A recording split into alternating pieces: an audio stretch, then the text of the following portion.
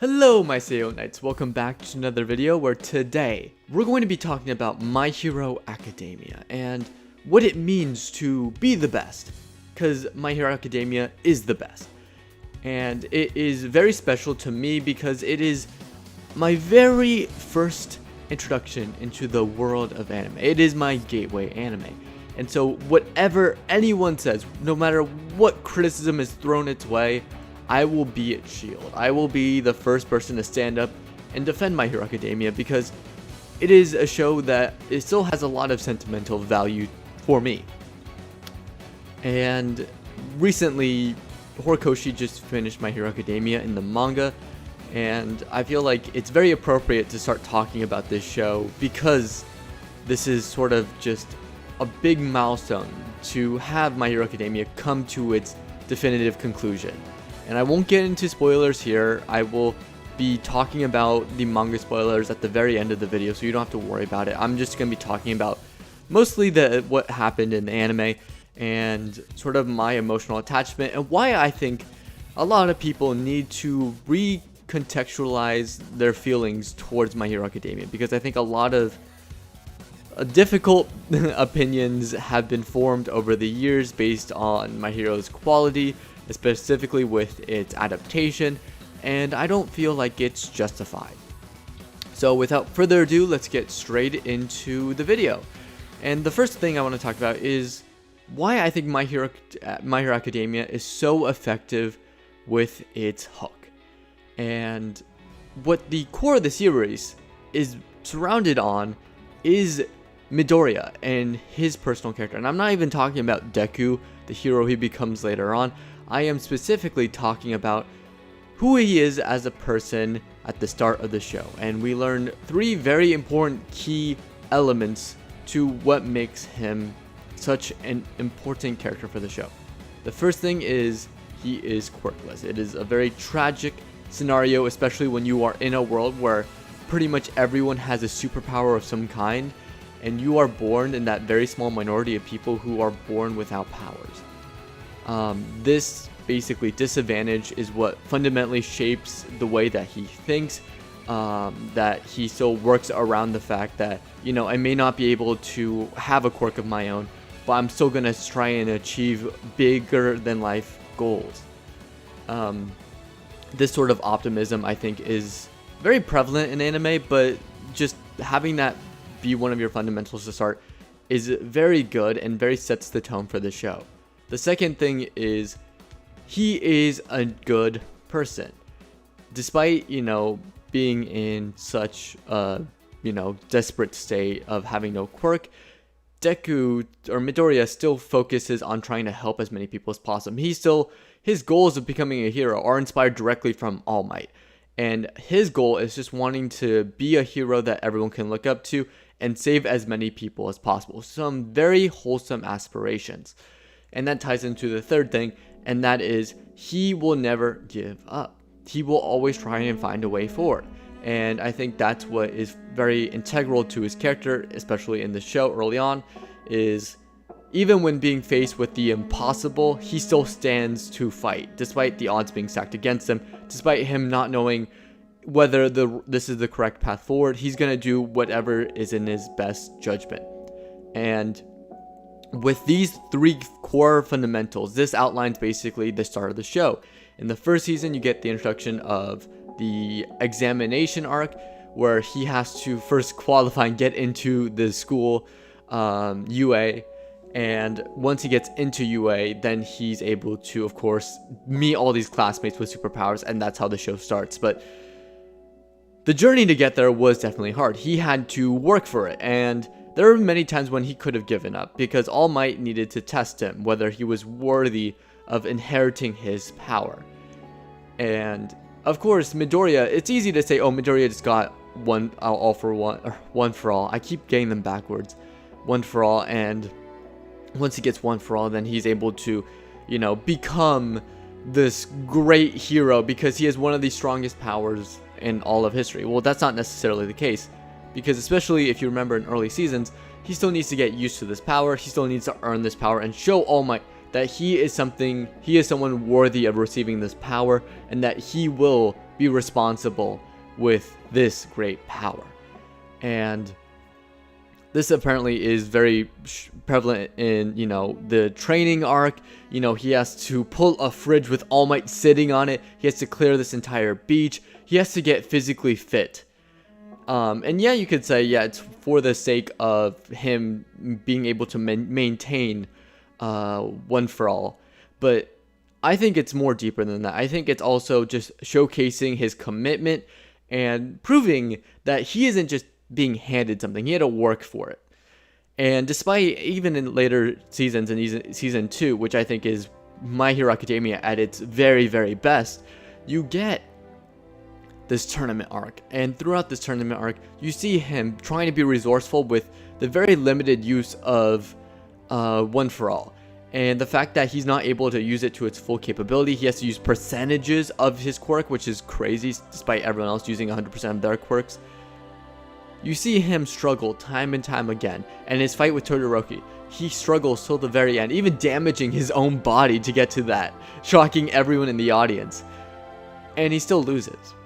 And despite all of that, he never wanted to win the tournament, because to him what was more important was helping Todoroki free himself from the shackles of his family trauma and really growing past it and becoming a better person. And what's so great about Season 2 is Season 2 really showcases the power of Horikoshi and his writing, because you get introduced to Ochako, and she becomes sort of the crux for early season, like Season 1. And you do get a little bit of different characters. Bakugo is also very prevalent in Season 1.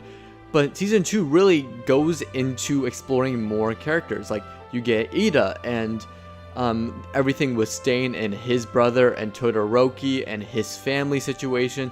So the fact that you're branching off into more of these side characters and giving them more depth beyond just their powers is, I think, very effective. And it really shows that Midoriya has a positive influence, whether or not that he uses One for All. Like, the fact that he's just being there for Todoroki and helping him realize that, he can finally let himself go and use the fire side of his body, despite him, refusing to use it as a way to spite his own father, is something that only he could do. And not even, like, if you gave One for All for any other character in Class 1A, I don't think they would have had that same impact in helping Todoroki break free of his trauma. And I think that's what I think is so effective about My Hero Academia, is it's very good at exploring characters and helping Midoriya's goal and helping them achieve their better selves. And what it means to be the best is by pulling everyone along. And there is this weird, there's two philosophies I've seen where it could revolve around someone trying to pull up someone from the bottom and bringing everyone forward and leading the way forward. That could be a way of looking at it. Or the way I like to look at it is by having characters like Midoriya decide to help people up by bringing them along with him on his journey. And he brings a wave of growth within Class 1A because he's able to not only accept everyone around him, but show that, everyone is in a course to become a great hero. Let us join together and sort of our goals and aspirations, and let us grow together. And I think that is an effective way of leadership and shows why he is the number one hero. And now I want to get into manga spoilers. So really quickly, this is going to be for manga spoilers only. If you don't want to know what happens at the end and you want to wait for the anime to get to that point, I suggest just clicking off this video or skipping ahead until I talk about my anime of the week. Okay. So the manga, I am very, very confused on why people are making fun of Midoriya, because I think a lot of people are missing the point of what his entire goal is. Like, yes, did he lose One for All to destroy All for One? Yeah, but it was done to save everyone. The goal of Midoriya, the goal of Deku throughout the entire course of the show is to be a hero that could save everyone. And I find it really ridiculous that people don't think that he wouldn't sacrifice his own power to save people. That's totally within his character. And the fact that he goes to become a teacher and inspire other heroes is very in line for who he is as a character. I mean, at the very start of the show, he's been writing in a notebook all of these heroes that he looks up to, the different powers, the different fighting techniques, and the fact that people forget that and don't think that he could be like a great educator, and oh yeah, he is paid so little because now he's a teacher. Well, you have to remember, this is a fictional world. 2, these teachers are probably being paid a lot more because they're basically worshipped like celebrities at this point because of the amount of money that's coming in. Especially when you're talking about a private school that so many aspiring young heroes apply to, you know? And it's very competitive to get it. You don't think that the teachers are going to get paid that much for that competitive school, especially since it's like a private school in a sense. Like, I think that within itself is just ridiculous. And the fact that, I think another complaint I've seen that's also, I think, unfounded is, oh, you know, Midoriya stopped talking to all his friends once he lost his powers, especially after graduation. He lost in touch with everyone, which, in my head, I'm like, that makes sense. If anyone, and I'm talking when you graduate from high school or college, when you graduate, you say goodbye to your friends. It is not uncommon to not see your former classmates for a while and not talk to them for a while. Like, I don't know why there's this obsession with thinking that this isn't realistic. Like, the fact that Midoriya, yeah, he lost his powers. Maybe he's not out there in the field, so he's not talking with his former classmates. But to not talk with them to 8 years is very reasonable. Like, I haven't talked to people from my high school in 5 years. And that isn't because I'm trying to distance myself. It's just we have our own lives. We move. We go to different colleges. You know? We have jobs that we have to work. So, to me, I feel like it's very unfounded to think that, you know, all this conversation around, you know, oh, he lost all his friends. That's not true. I'm pretty sure that he's still on good terms with everyone, especially with that last panel that says My Hero Academia, with him jumping with everyone with his Iron Man suit, which is really cool, by the way. Like, you don't think that they're still on good terms, that he's still friendly with everyone, and just because he didn't talk to them, that means that, you know, they distanced themselves or ghosted them. Like, I know it's a joke. A lot of people like to meme about it. But I know a lot of people who are, like, very serious about it and unironic. And I'm just like, guys, it's like, actually think about it for a second. He actually sacrificed his powers to save everyone, which is what he wanted to do since the start of the show. And the fact that he's able to bring up and make all of his classmates great heroes because of his bond with them is also something not to shy away from. And I don't know, it's just, I feel so strongly about the ending because there's also this conversation with ships, and My Hero Academia, the fandom, I know, goes crazy with ships. Personally, I only entertain 2 ships, that's just me. And the first one, it's Hatsume with Deku. I think the fact that she spent so much time with building him an Iron Man suit to replicate One For All's power, I think was amazing. And it's so cool, and it just shows to go their bond. I just personally think just a support hero and him would make a better couple than Ochako. That's just my opinion. Especially since it took so long for Ochako to finally admit her feelings to him and them actually making progress.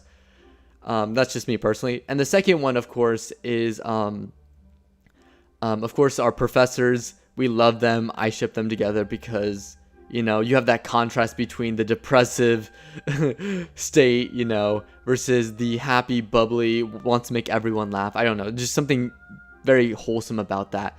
And the fact that we got no ship confirmations by the end, I'm like, look, anyone who's been familiar with the shonen genre knows you're probably getting nothing when it comes to relationships. Like, it's a very rare thing to see characters hold hands by the end of the series. So the fact that we didn't get any confirmation with ships, you have to understand this is just the genre, and it's not really what My Hero Academia was about. The ships were kind of a fun, like, side thing that was going on, but it wasn't really the main focus of the story. So the fact that it ended the way it did, I don't think, it's not really a slight against his writing. I just think this is just how the show was basically structured. So that was addressing the ships. Anyways, yeah, so My Hero Academia has been a show that has been airing for some time. Like I mentioned before, it is my gateway, and now that it's come to its definitive conclusion, I think it's just very important that everyone thanks Horikoshi, because, like it or not, even if you don't like My Hero Academia, he did inspire a ton of mangaka to go into the field, including your favorites, Jujutsu Kaisen. I know you have a lot of JJK fans out there, and I know a lot of JJK fans hate My Hero Academia, but you have to admit, at the very end of the day, these mangakas support each other, because who doesn't like two cakes? Like, why? What benefit is there to hate on My Hero Academia and like try and prop up Jujutsu Kaisen, which is like, I've talked about this in my the toxic fandoms conversation I had earlier, but I just don't see any reason why you have to hate a certain property just to boost your... I see it with the One Piece fans too, and I love One Piece to death, but it makes us look so bad whenever we trash on shows that we think are beneath us, especially with animation, because, you know, maybe the budget isn't there, maybe the studio is a little bit smaller, or the art style is a little bit different, but the fact that you're like, oh yeah, because everything's not JJK levels or One Piece levels of animation, everything else is trash, I think is very disingenuous and actually hurts really good artists and very good storytellers out there in different genres. And I don't know, My Hero Academia falls into that camp where the animation, yes, has declined over the years, because if you didn't know, the studio Studio Bones, I think, wanted to do a yearly release with My Hero Academia where it became more frequent, but that meant faster animation, and faster animation meant cutting corners, and that's why you see some of the animation like sort of decrease over the years, especially in this war arc that the anime's at. But you also have to admit that despite all of this going on, My Hero Academia is still a very great show and does a very incredible things with the small moments that, you know, the animators put a lot of time and energy into. Especially with Dabi, I think the Dabi's dance was like so...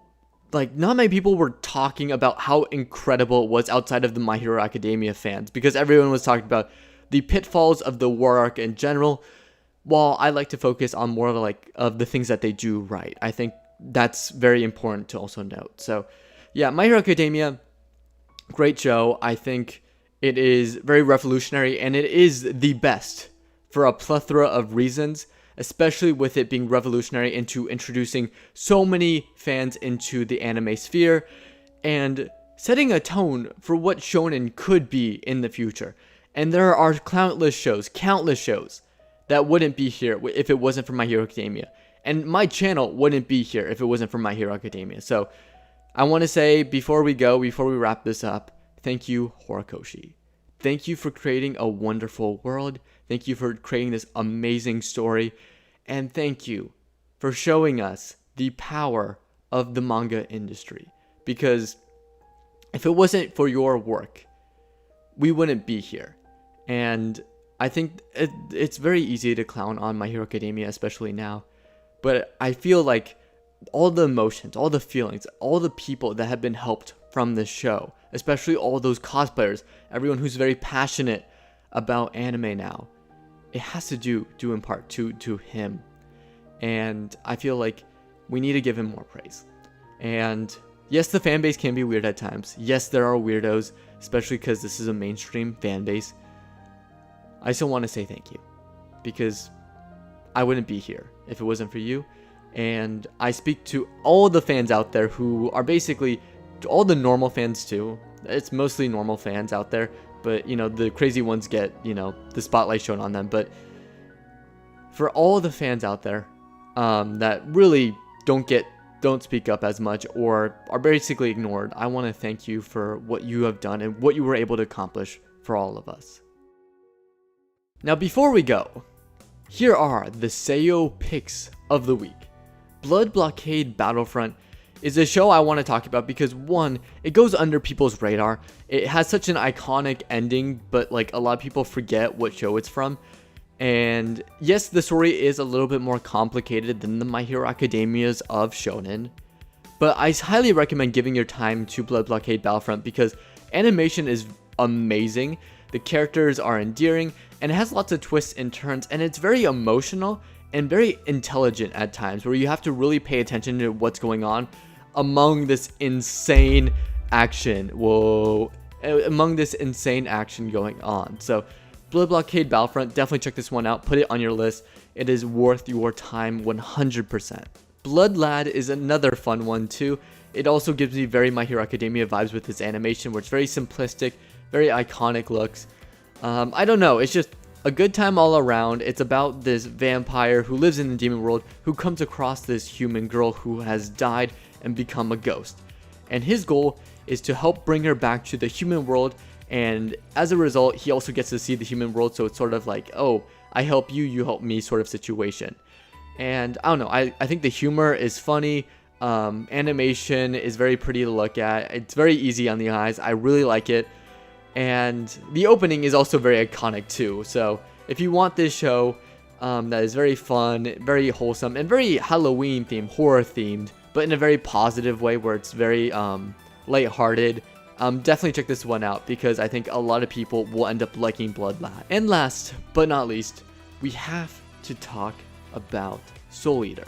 And Soul Eater is very iconic for the wrong reasons because of its ending. Yes, I know the ending can be problematic, but I think the majority of the show still should be something that everyone should check out, especially because it has a very unique art style, it has a very unique tone, and it's what came before Fire Force. So if you know Fire Force, Soul Eater is the show that came before it, if you weren't familiar with it. So I think the opening is also very iconic. You know, the music also great, and the characters are just a pleasure to look at. It's similar to Blood Lad, but in a very different sense, because unlike Blood Lad here, it is very I think it delves more into the I guess it looks less like My Hero Academia in terms of its art style, and it more looks like, I guess, traditional anime shows out there, especially with its animation. But it's not a bad thing, it's not a slight, it's just you can tell the difference there. It's about also people who can turn into swords and weapons, so that's really cool. The fight scenes are stellar, and I don't know, I think the show is great. It's very stylized, and I think everyone should check it out. Despite it having sort of like a terrible ending, I think the majority of the show is good and actually does a lot of things right. So definitely worth your time. And that wraps up my Seiyo picks for the week. Let me know what you guys think in the comments below. And yeah, that's pretty much it. I'll catch you guys in the next one.